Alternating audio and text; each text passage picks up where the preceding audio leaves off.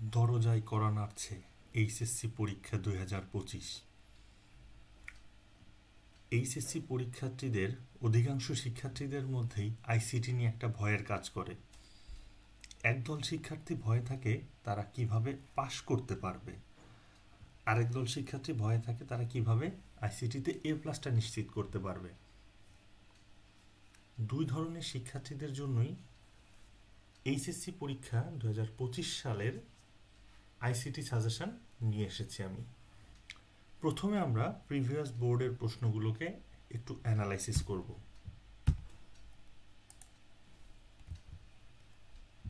আমরা যদি প্রিভিয়াস বোর্ডের প্রশ্নগুলোকে একটু দেখি, প্রথম অধ্যায় ঢাকা বোর্ড 2024 সাল, 2023, তারপর ময়মনসিংহ বোর্ড 23, 24, 23, এভাবে আমাদের সবগুলো বোর্ড এখানে আছে। আমরা যদি দেখি প্রথম অধ্যায় থেকে নিশ্চিতভাবে অন্তত একটা প্রশ্ন এসেছে। কোনো কোনো বোর্ডে 2টি প্রশ্ন এসেছে দেখা যাচ্ছে। এটা আমাদের শর্ট সিলেবাস অনুযায়ী। দ্বিতীয় অধ্যায় থেকে অধিকাংশ ক্ষেত্রে 2টি প্রশ্ন এসেছে, কোনো কোনো ক্ষেত্রে একটি প্রশ্ন আসতে দেখা গেছে, অথবা অন্য কোনো প্রশ্নের সাথে দ্বিতীয় অধ্যায়ের কিছুটা অংশ মিলিয়ে দেয়া হয়েছে। তৃতীয় অধ্যায়ের প্রথম অংশ থেকে অর্থাৎ সংখ্যা পদ্ধতি থেকে সব বোর্ডে আলাদা করে একটা কমপ্লিট প্রশ্ন এসেছে। শুধুমাত্র ময়মনসিংহ বোর্ড 2024 সালে তৃতীয় অধ্যায়ের প্রথম অংশ এবং দ্বিতীয় অংশ মিলে মোট 3টা প্রশ্ন হয়েছিল, এবং কোনো প্রশ্নতেই প্রথম অংশ বা দ্বিতীয় অংশ আলাদা ছিল না, 2টো অংশ মিলেই প্রশ্ন ছিল। বাকি সবগুলো প্রশ্নতে 24 এবং 23 সালের অর্থাৎ আমাদের এই সংক্ষিপ্ত সিলেবাস অনুযায়ী অন্তত একটা প্রশ্ন আছে। তৃতীয় অধ্যায়ের যে দ্বিতীয় অংশটা, সেখান থেকে আমরা দেখতে পাচ্ছি অন্তত একটা প্রশ্ন নিশ্চিতভাবে আছে।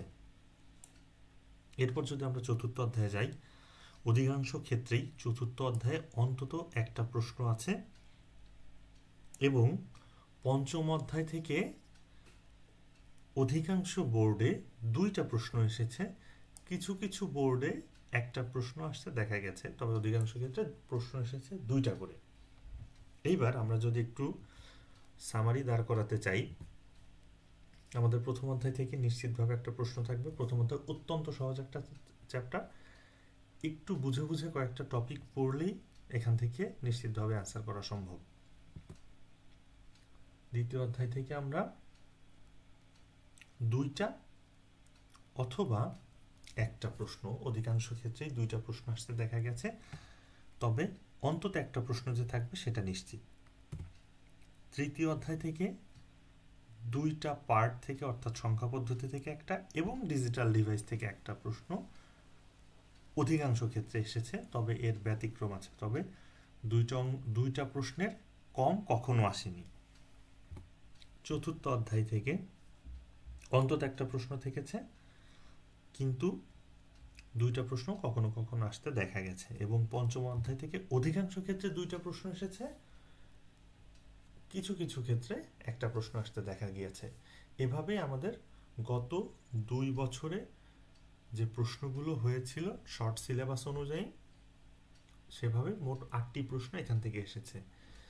এবার আমরা যদি একটু আইসিটিতে পাশ করার উপায় কি সেটা যদি জানতে চাই, প্রথমে আগে আমাদের জানতে হবে যে আমাদের পাস মার্ক কততে। লিখিত অংশের পাস নম্বর হচ্ছে 17, অর্থাৎ 50-এর মধ্যে যদি কেউ 17 পায় তাহলে সে নিশ্চিতভাবে লিখিত অংশে পাশ করতে পারবে।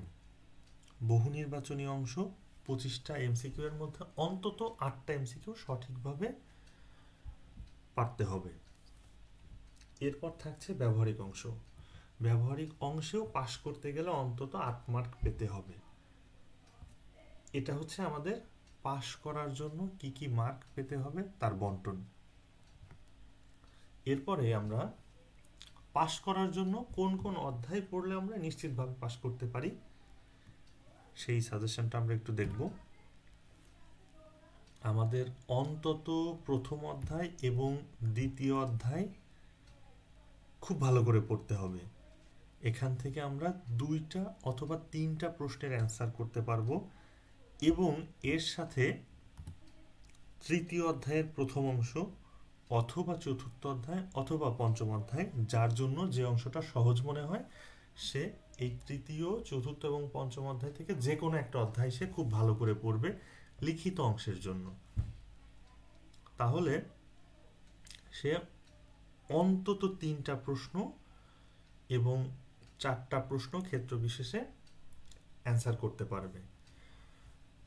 প্রথম অধ্যায় এবং দ্বিতীয় অধ্যায় থেকে 2 থেকে 3টা প্রশ্ন থাকবে এবং তৃতীয় অধ্যায় থেকে অথবা চতুর্থ অথবা পঞ্চম অধ্যায় থেকে অন্তত একটা, 2টাও থাকতে পারে। তো সেক্ষেত্রে দেখা যাচ্ছে আমার একজন পরীক্ষার্থী সে অন্তত 30 মার্কের অ্যান্সার করতে পারবে এবং সর্বোচ্চ আমাদের যে 50 মার্ক আমাদের রচনামূলক অংশের জন্য সম্পূর্ণ অংশ, 50 মার্কের অ্যান্সারও করার সম্ভাবনা থাকছে, তবে সেটা নিশ্চিত নয়, কিন্তু সে নিশ্চিতভাবে 30 মার্কের অ্যান্সার করতে পারবে এবং আমাদের লিখিত অংশে পাস করার জন্য প্রয়োজন 17 মার্ক। এবং এমসিকিউ এর জন্য তাকে প্রিভিয়াস যে বোর্ড প্রশ্নগুলো আছে 23 সাল, 24 সাল এবং এর পূর্ববর্তী যে বোর্ড প্রশ্নগুলো এবং টেস্ট পেপার পাবলিশড হওয়ার পরে গুরুত্বপূর্ণ কলেজের যে প্রশ্নগুলো আছে এই প্রশ্নগুলো যদি সে সলভ করে মুখস্থ করে ফেলতে পারে এবং শিখে নিতে পারে, দুটোই করতে হবে তাকে, যেহেতু তার পাস করা নিয়ে টানাটানি, তাহলে সে নিশ্চিতভাবে পাস করবে। এটা একদম 100% গ্যারান্টেড। যদি কেউ এই সাজেশন ফলো করে সে নিশ্চিতভাবে এইচএসসির আইসিটিতে পাস করে যাবে, তাকে কেউ ফেল করাইতে পারবে না। এবং দ্বিতীয় অংশে আমাদের থাকছে এ প্লাস পাওয়ার সাজেশন। যদি কোনো শিক্ষার্থী এ প্লাস নিশ্চিত করতে চায় তাহলে তাকে প্রথম অধ্যায়, দ্বিতীয় অধ্যায় এবং তৃতীয় অধ্যায়ের প্রথম অংশ এবং দ্বিতীয় অংশ অর্থাৎ সংখ্যা পদ্ধতি এবং ডিজিটাল ডিভাইস পুরোটাই খুব ভালোভাবে শেষ করতে হবে। একই সাথে সে চতুর্থ অধ্যায় অথবা পঞ্চম অধ্যায় লিখিতের জন্য খুব ভালোভাবে প্রিপারেশন নেবে, যে কোনো একটা নিলে হবে চতুর্থ অথবা পঞ্চমের মধ্যে থেকে।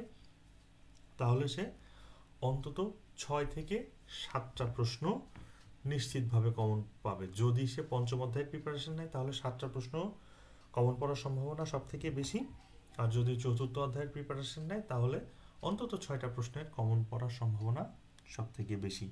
তাকে অ্যান্সার করতে হবে শুধুমাত্র 5টা প্রশ্ন। এবং এমসিকিউ এর ক্ষেত্রে প্রিভিয়াস বোর্ডের সকল প্রশ্ন এবং সকল অধ্যায় থেকেই এমসিকিউগুলো পড়তে হবে এবং একই সাথে টেস্ট পেপারের যত এমসিকিউ প্রশ্ন আছে সব প্রশ্ন তাকে পড়তে হবে। তাহলে যে কোনো শিক্ষার্থী নিশ্চিতভাবে এইচএসসি 2025 সালে এ প্লাস পাবে। সবাইকে ধন্যবাদ।